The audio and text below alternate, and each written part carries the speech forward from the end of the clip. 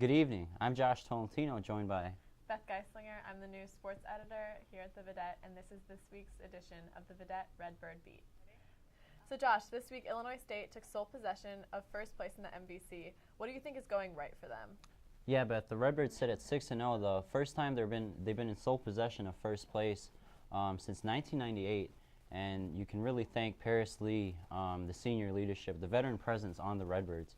Mikhail McIntosh and Tony Wills and Deontay Hawkins, that core four right there has really been leading them in every single game. It might not be all four of them clicking in each game, but every single game, at least one or two of them have been leading the Redbirds to victory. On Saturday's victory against Wichita State, Mikhail McIntosh, he's been battling foul trouble really throughout his whole career.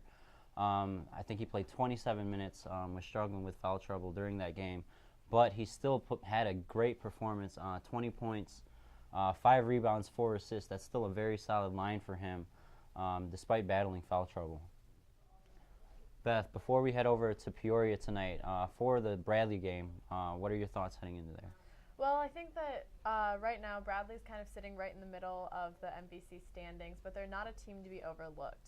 They have a second-year head coach, so they're kind of new, and the team is pretty young, but they're very athletic, and they're kind of exceeding expectations right now. So although right now their numbers aren't fantastic, they're no team to be overlooked. So what are your predictions for the game tonight, and how long do you think Illinois State will keep this streak alive?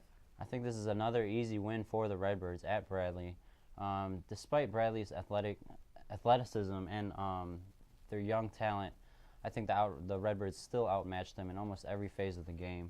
Should be an easy, even 20-point win tonight at the Civic Center in Bradley.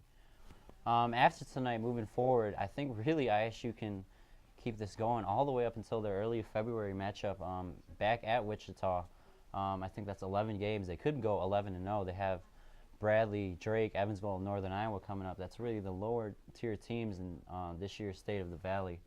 The Redbirds really could go 11-0 until they face the Shockers again.